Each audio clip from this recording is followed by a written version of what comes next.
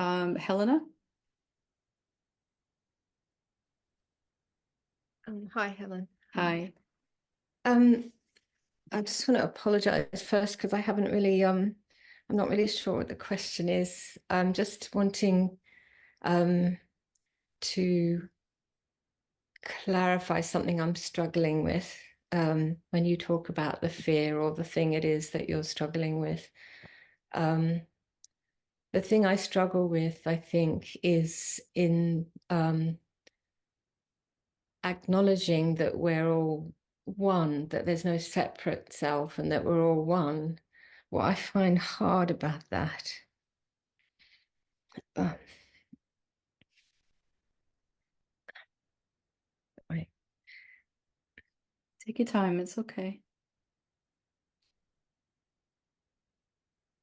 because my husband died, I, sorry, I find it hard to,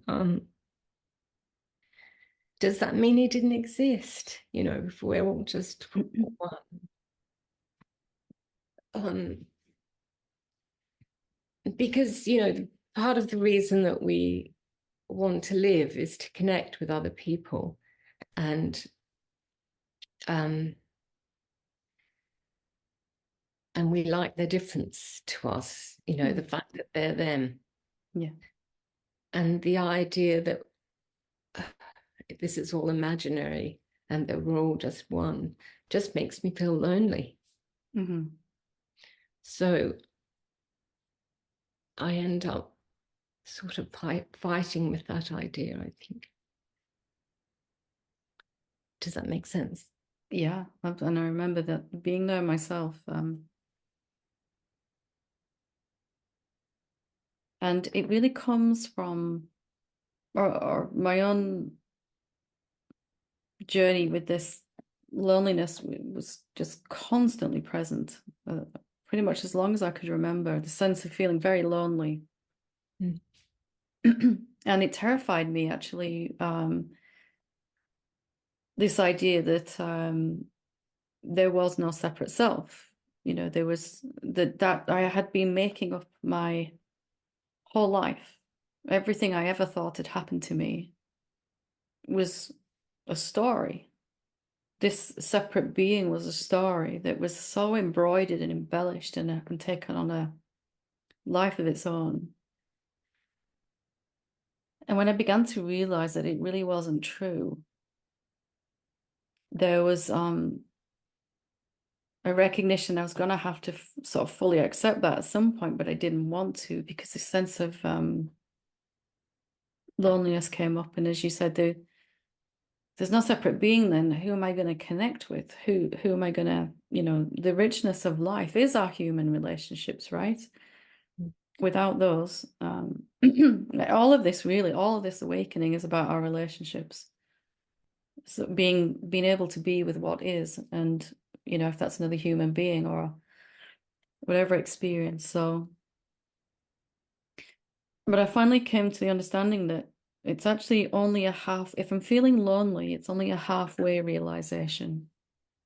It needs to go a little deeper into what it means to be alone. Right? You with me so far, yeah?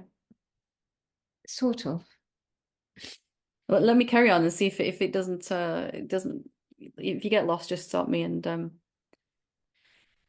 if I if there is only me everywhere, if there's only one being, if I'm talking to myself right now, or you're talking to yourself right now, can you feel can you feel lonely from there?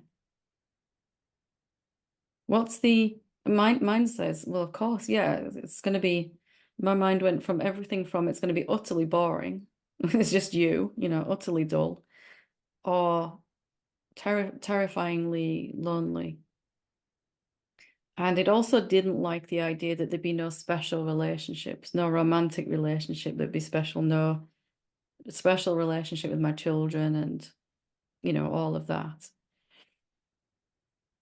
But it's actually very different when actually experienced. It means that you have let's say the best you don't need to tell us what that is, but the best relationship you've ever had in your entire life, the closest, the most fruitful, the way you grew the most with that person. What if you had that feeling, that same feeling with every human body, and also every animal, insect, and insentient, seemingly insentient object? What if that's the only way you could feel all the time? Could you feel lonely then? What if every person that you walk past you knew on some very rich and deep level?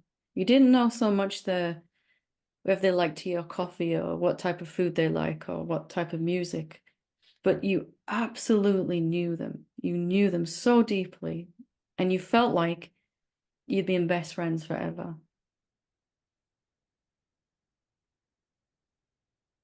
It's very different to what mine says, isn't it? Yeah. Don't get me wrong, most of those best friends are not ready to hear that you're going to be best friends because they're busy protecting their sense of separateness. But to just walk through your life without any sense of any strangers anywhere, it's very different to what a Yeah. mind imagines it to be.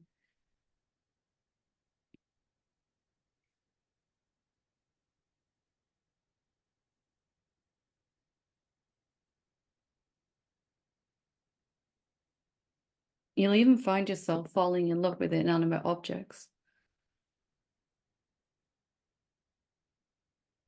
You probably know the tea bag story, but I'll tell it anyway. One day I was in the kitchen here and just took the tea bag out of my cup after I'd finished with it, and I was just standing there staring at it, just crying and crying. It was the most beautiful thing I'd ever seen, a used tea bag.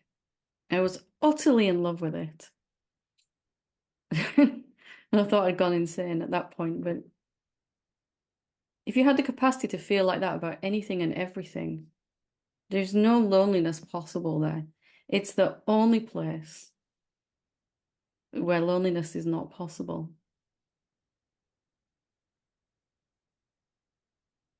Maybe it's the use of the word self, which sounds lonely to me, and maybe that's just it's just a word, you know. Yeah, let's call it love.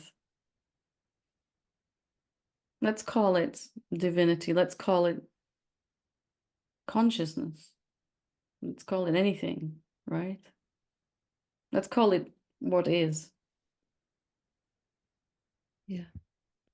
And a really cool thing is from there, the whole world wants to play with you, right?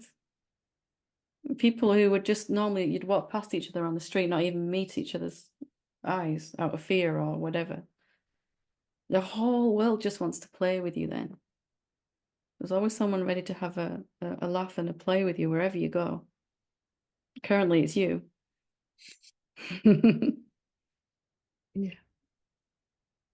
Yeah.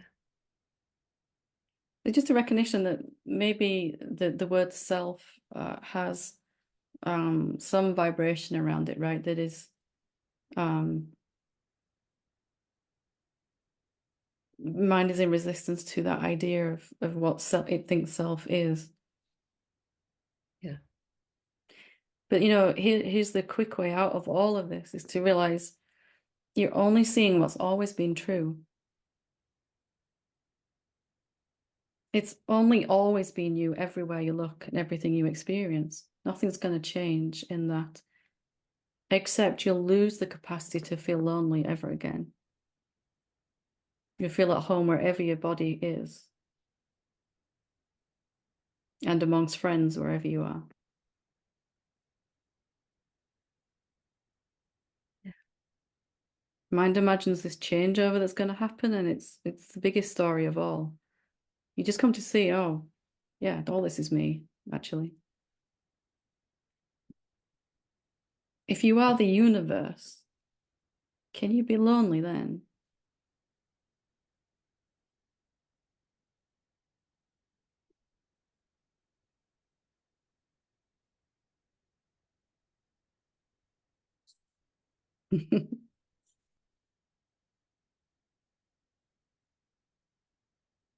So just pick a different word maybe, and the great thing about words is there's lots of them. You could just choose one that feels good.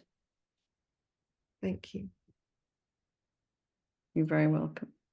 You're very brave asking a question when it's very difficult to articulate it, but you did great. Thanks. Thank you.